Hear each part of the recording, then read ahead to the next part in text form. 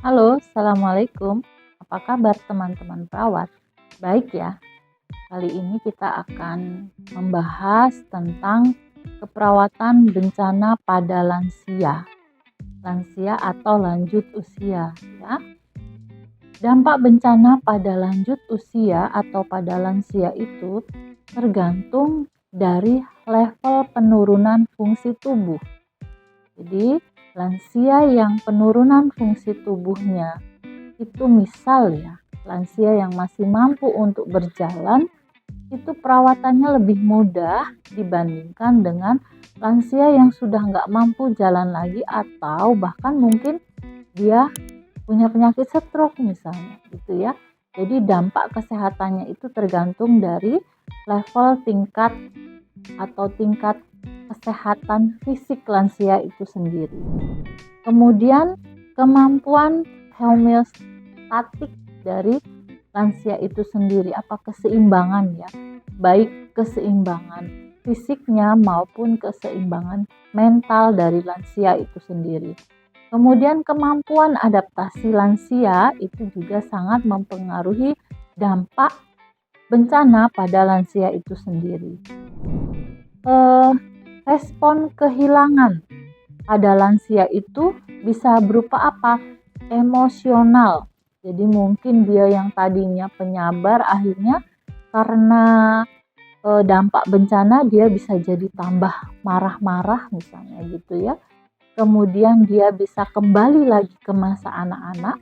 Yang tadinya dia nggak ngompol bisa jadi ngompol ya. Kemudian gelisah, ketakutan, itu adalah respon kehilangan yang terjadi pada lansia. Kemudian lansia itu yang mengalami bencana itu bisa juga memiliki kehilangan harapan. Kenapa? Untuk apalah saya hidup lagi, anak saya udah nggak ada, pasangan saya sudah meninggal misalnya, harta benda saya sudah nggak ada lagi gitu, sehingga lansia itu kehilangan harapan untuk hidup. Kita sebagai seorang perawat apabila menangani pasien dengan lansia dalam kondisi bencana itu tugasnya ada 3 ya. Yang pertama, sebelum bencana itu ngapain sih kita? Saat bencana ngapain sih kita perawat? Setelah bencana apa sih tugas kita sebagai perawat ya? Jadi sebelum bencana apa sih yang harus kita siapkan? Yang harus kita siapkan adalah perencanaan bantuan pengungsian. Jadi kita perawat komunitas khususnya ya, contoh kita kerja di puskesmas. Jadi kita harus sudah tahu tuh wilayah kerja puskesmas yang kira-kira berpotensi untuk terjadi bencana itu wilayah mana saja sih gitu ya. Misalnya terjadi bencana alam, untuk tempat pengungsiannya di mana sih gitu. Jadi itu sudah ada dalam perencanaan. Kemudian lokasinya di mana sih? Misalnya untuk lansia, lokasi yang baik untuk pengungsian apabila terjadi bencana itu sudah direncanakan atau sudah ada gambaran lokasinya. Kemudian apabila terjadi bencana, yang membantu untuk mengevakuasi atau mengungsi nanti lansia itu dibantu oleh siapa dan jalur informasinya seperti apa, itu sudah harus ada persiapan.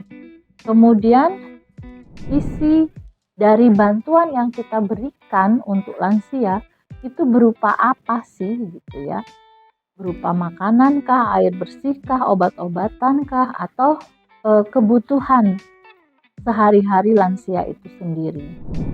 Kemudian apalagi persiapan untuk pengungsian lansia? Tadi kita sudah nyiapin tempatnya. Kita sudah merencanakan pelatihan bagi perawat lansia dan tenaga kesehatan lainnya. Saat terjadi bencana, apa sih tugas perawat? Tugas perawat adalah mengkaji lansia-lansia yang memang sudah mengalami penurunan fungsi pendengarannya, kemudian yang terbatas komunikasinya, itu kita kaji, gitu ya. Kemudian kita gali rasa memiliki lansia terhadap dirinya, terhadap lingkungan atau tanah airnya, dan terhadap rumahnya sendiri.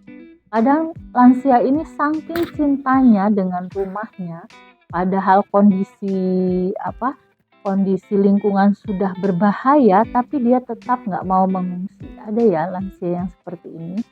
Jadi itu perlu kita kaji, perlu kita ajak ngobrol lagi ya. Kemudian kaji keluhan yang dialami oleh lansia ya. Jadi kita mengkaji keluhan-keluhan yang dialami oleh lansia saat penyelamatan darurat. Misalnya kondisi triasenya, treatmentnya, dan transportasinya supaya lebih cepat, sehingga kita perlu mengkaji dari awal apa sih keluhan yang dialami oleh lansia. Kemudian masalah yang mungkin terjadi. Jadi masalah-masalah yang mungkin terjadi pada lansia itu kita juga harus kaji ya.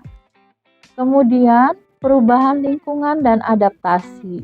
Jadi karena fungsi fisik yang menurun dan perubahan lingkungan hidup di tempat pengungsian yang berbeda, ini akan menyebabkan lansia mengalami penurunan fungsi yang lebih parah dari sebelumnya ya. Manajemen penyakit dan pencegahan penyakit sekunder.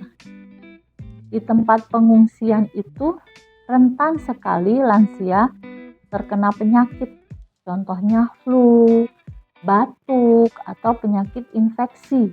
Jadi kenapa lansia itu mudah terjadi flu atau mudah terkontaminasi penyakit? Karena sistem imun pada lansia itu sudah menurun fungsinya. Selain itu, kebanyakan lansia itu sebelum ada bencana memang dia sudah mengalami sakit gitu ya. Jadi diperparah dengan kondisi itu. Sehingga kondisi ini diperlukan apa? Adanya pelayanan kesehatan, adanya tenaga kesehatan yang membantu lansia agar dia tetap mendapatkan pelayanan kesehatan yang baik. Mental care. Jadi lansia juga pada saat terjadi bencana, mentalnya harus kita rawat. Dengan cara apa? Dengan cara banyak ngobrol, banyak bercerita dengan lansia.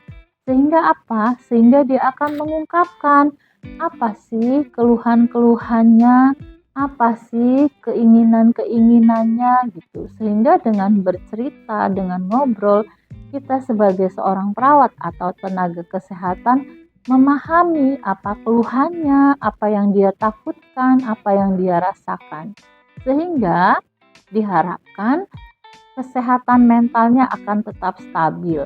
Kalau kesehatan mentalnya tetap stabil, maka itu akan mempengaruhi kesehatan fisiknya atau kesehatan tubuh pasien itu sendiri. Kemudian tugas perawat setelah bencana itu apa? Yang pertama adalah kita mulai mengkondisikan lansia agar bisa beradaptasi dengan kehidupan yang berbeda di pengungsian. Jadi misalnya yang tadinya di pengungsian dia rame-rame ya. Setelah bencana lansia harus bisa beradaptasi untuk hidup dengan kerabatnya lagi, dengan saudaranya lagi gitu ya. Kemudian apalagi? Lansia itu kan mereka nggak bisa lagi bekerja mungkin, nggak produktif lagi, sehingga perekonomiannya juga pasti berkurang. Sehingga perawat, tenaga kesehatan, dan pemerintah itu perlu memikirkan bagaimana membantu lansia dari segi ekonomi.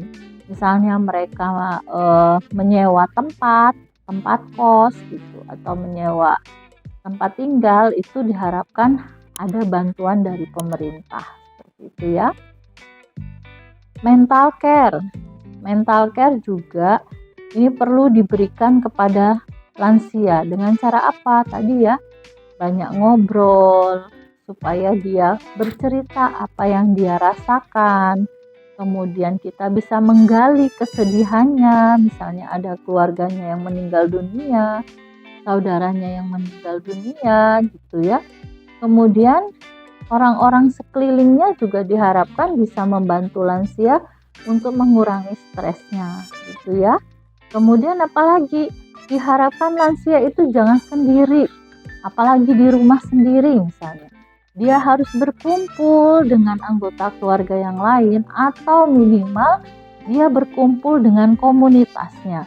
Jadi ada beberapa lansia yang rumahnya berdekatan gitu sehingga dia bisa beraktivitas seperti biasa lagi, dia bisa ngobrol lagi dengan teman-teman yang sebayanya. Dan itu akan memperbaiki kualitas dari mental lansia itu sendiri. Harapannya dengan cara seperti itu, kesehatan mental lansia, kesehatan fisik lansia menjadi lebih baik.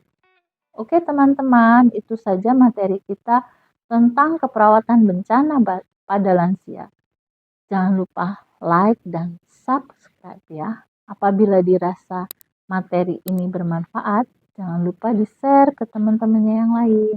Assalamualaikum.